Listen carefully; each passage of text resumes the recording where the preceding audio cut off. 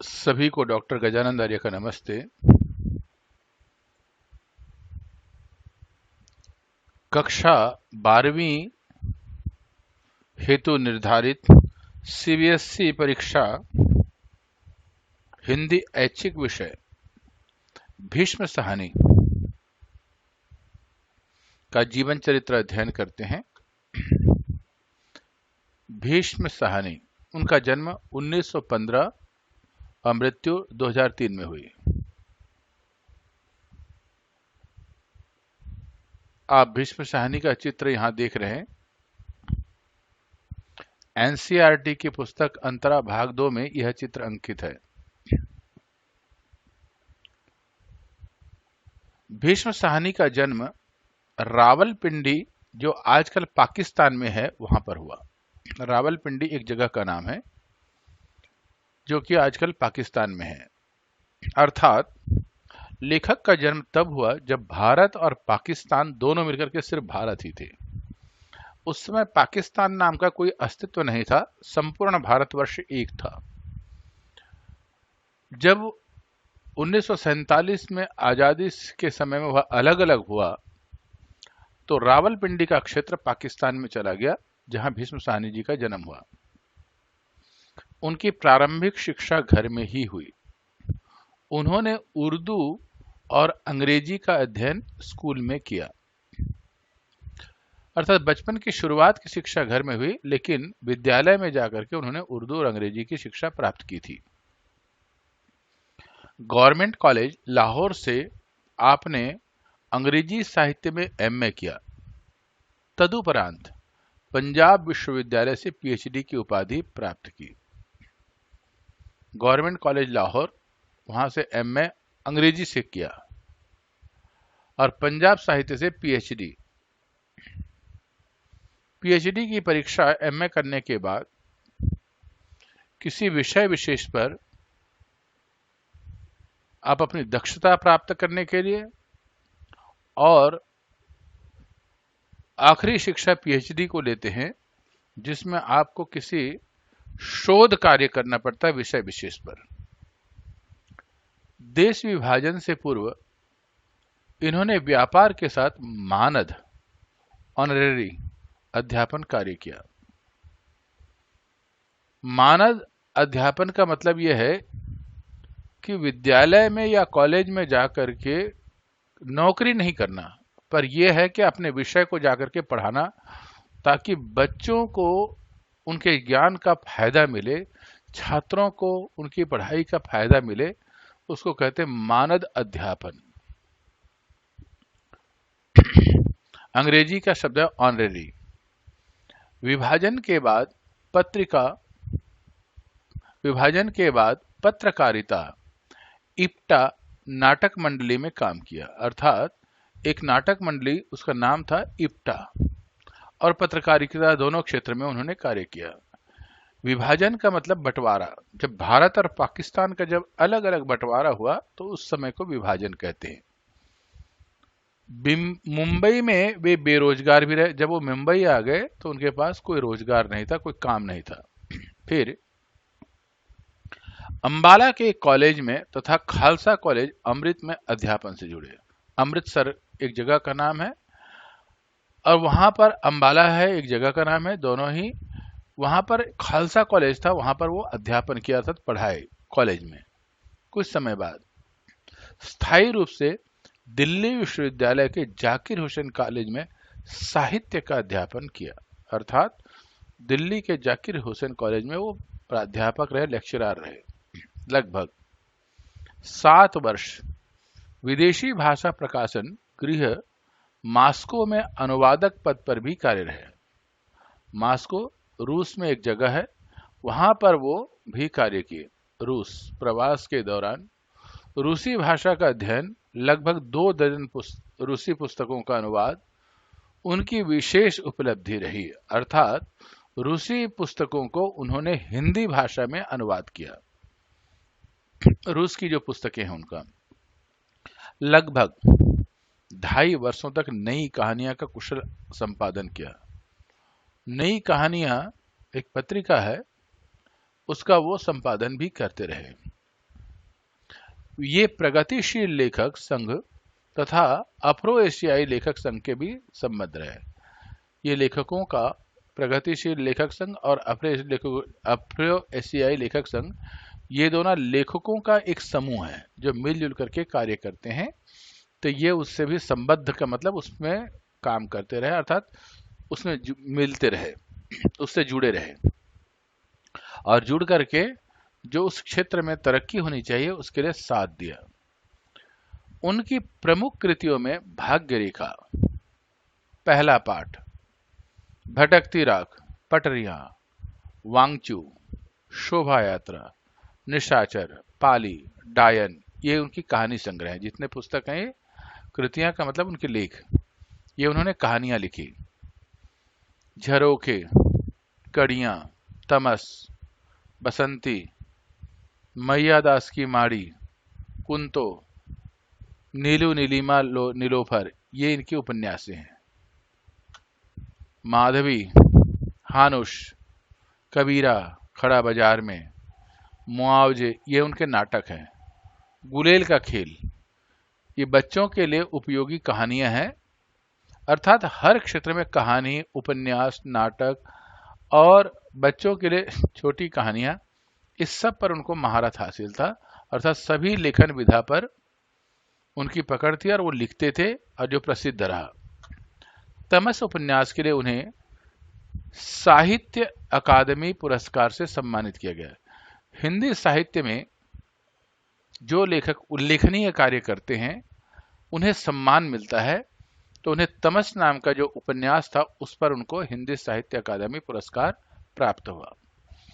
उनके साहित्यिक अवदान के लिए हिंदी अकादमी दिल्ली ने उन्हें शलाका सम्मान से भी सम्मानित किया, अर्थात दिल्ली में एक सम्मान मिलता है जो साहित्य क्षेत्र में जुड़े हैं, उसका नाम है शलाका सम्मान। ये सम्मान भी उनको प्राप्त हुआ। उनकी भाषा में उर्दू शब्दों का प्रयोग विषय को आत्मीयता प्रदान करता है, अर्थात लेखक जब लिखते हैं तो उसमें उर्दू शब्द का बहुत ज्यादा प्रयोग करते हैं और उसमें इतनी सरसता होती है कि वो उनका अपनापन महसूस होता है। उनकी भाषा शैली में पंजाबी भाषा की सोंधी महक महसूस की जा सकती है। सोंधी महक, ये बहुत सुंदर शब्द है। जब पहली वर्षा होती है और गर्म धरती से उस वर्षा के होने पर जो खुशबू निकलती है, जो हमारे मानस पटल को आनंदित करता है, उसको बोलते हैं सोंधी खुशबू महक। ऐसे ही किसी भी भोज्य पदार्थ से, लेखन से, कहीं से भी खुशबू आ सकती है जो हमारे मस्तिष्क को या मानव मस्तिष्क पटल को आनंदित करता हो, उसे कहते हैं सोंधी महक। तो पंजाबी भाषा का वो भी शब्दों का वो प्रयोग करते हैं, जिसकी वजह से उनकी जो साहित्य है उसकी खूबसूरती से रंग जाता है। साहनी के छोटे छोटे वाक्यों का प्रयोग करके विषय को प्रभावी एवं रोचक बना देते हैं। संवादों का प्रयोग वर्णन में ताजगी ला देता है। संवाद का मतलब है बातचीत। बातचीत का प्रयोग बीच में अगर करते हैं तो ऐसा लगता है कि हम आपस में बातचीत कर रहे हैं या कोई बातचीत कर रहे तो हम सुन रहे हैं, हम उससे जुड़ जाते हैं। तो आज का जो पाठ है उसका नाम है गांधी, नेहरू और यासिर अराफात। ये उनकी आत्मकथा आज के अतीत का एक अंश है। उन्होंने एक पुस्तक लिखी जिसका नाम है आज के अतीत, उसमें से ये पाठ लिया गया है, गांधी, नेहरू और यासिर अराफात, जो कि एक संस्मरण है। संस्मरण भी एक लेखन विधा होता है। अगर आप अपने जीवन की किसी एक कहानी को, यादगार कहानी को लिखते हैं और वह साहित्य की दृष्टि से बहुत हितकर होता है, उसे संस्मरण कहा जाता है। संस्मरण का मतलब पुरानी यादें। इसमें लेखक ने किशोर अवस्था से प्रौढ़ अवस्था तक के अपने अनुभवों का स्मृति के आधार पर शब्दबद्ध किया है। शब्दबद्ध का मतलब यह है शब्दों में लिखा है। अपने किशोर अवस्था बोलते हैं जिसे टीनेजर्स कहते हैं। 13 से लेकर के 18 साल तक की उम्र तक की जो बच्चे होते हैं उसको किशोर अवस्था कहते हैं। ऐसे बालकों के मन में जो विचारधाराएं होती हैं उन सब को उन्होंने अपने लेख में लिखा है। और प्रौढ़ावस्था, प्रौढ़ावस्था मतलब बुढ़ापा, तो अपने स्मृति, स्मृति का मतलब यादगार, यादगारों को उन्होंने शब्दों से लिखा।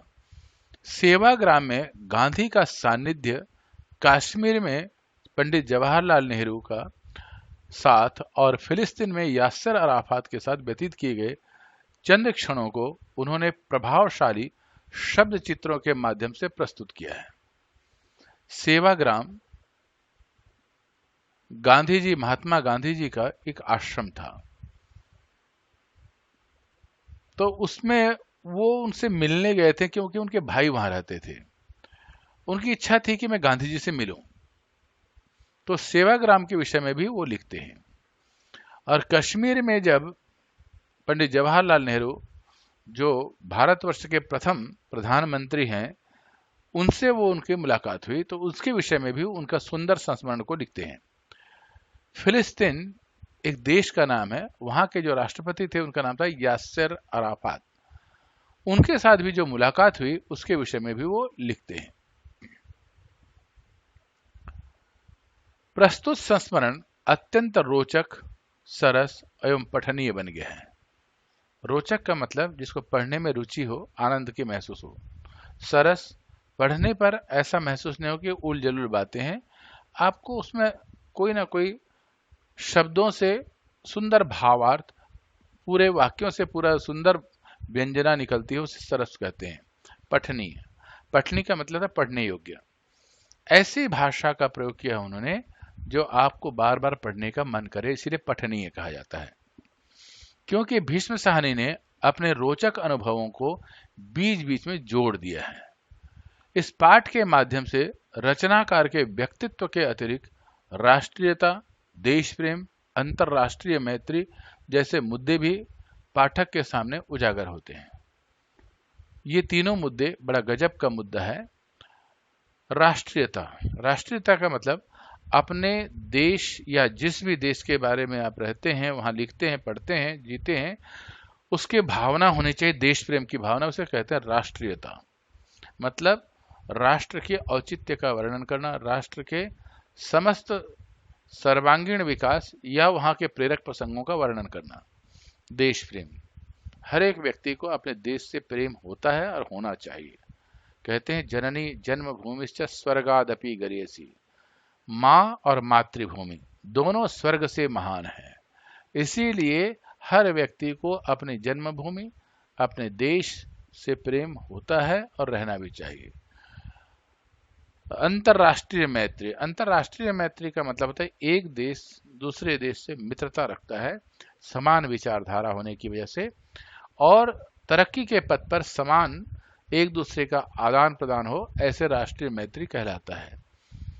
तो इन तीनों भावों को उन्होंने अपने साथ रखा अपने लेखन में, और उनके व्यक्तित्व उससे झलकता है कि उन्होंने इसको कितना महत्व दिया है। व्यक्तित्व का मतलब होता है आंतरिक व्यक्तित्व, जो अंदर की सुंदरता है। तो इस पाठ को जब हम पढ़ेंगे तो आपको तीनों चीजों का ध्यान रखना होगा। सबसे पहले गांधी जी की कहानी है, दूसरे नंबर पे पंडित जवाहरलाल नेहरू के, और तीसरे नंबर पे यासर अराफात की कहानी है। और जब इसको पढ़ेंगे तो आपको राष्ट्रीयता, देश प्रेम और अंतरराष्ट्रीय मैत्री के भावनाएं मुख्य केंद्र भाव में रहेगा। साथ में किस प्रकार बड़े लोग आसानी से अपने काम को हल कर देते हैं और एक दूसरे के प्रति सम्मान रखते हैं, ये भावना भी पाठ को पढ़ते हुए नजर आएगा। तो इस पहले वीडियो को आपको पसंद आया तो आप लाइक बटन पहले दबाएं, सब्सक्राइब बटन दबा करके अपने सभी साथियों को इसको भेजें और हिंदी साहित्य से जुड़ जाएं। जो लोग भी हिंदी साहित्य प्रेमी हैं या बच्चे जो पढ़ना चाहते हैं उनको भेजें। और लाइक बटन दबाने के बाद और सब्सक्राइब बटन दबाने के बाद सबको भेजते हुए कमेंट बटन में अवश्य लिखें कि आपको कैसा पसंद आया, या कुछ और जानना चाहते हैं तो वह भी अवश्य लिखें, ताकि हम उसको प्रयोग कर आपके सुझावों को सहर्ष स्वीकार करते हुए उसको सुधार करने का प्रयास करेंगे। अब अगले वीडियो में इस पाठ की व्याख्या आप देखेंगे और उससे अगले वीडियो में पाठ के प्रश्नोत्तर। तो सभी इसको सब्सक्राइब करके अगले पाठ, इस पाठ का व्याख्या, कठिन शब्दार्थ, सुंदर कहानी, रोचक शैली सारा अनुभव करेंगे। इसके लिए आप इसको सब्सक्राइब करें और हम अगले पाठ में, इस पाठ की व्याख्या में मिलते हैं। सबको डॉक्टर गजानंद आर्य का नमस्ते। माँ सरस्वती की कृपा और आशीर्वाद सबके ऊपर बने रहे। शिक्षा के क्षेत्र में, हिंदी साहित्य के क्षेत्र में हम सब लोग तरक्की के पथ पर ले चलें, एक दूसरे का सम्मान करते हुए। सबको मेरा नमस्ते।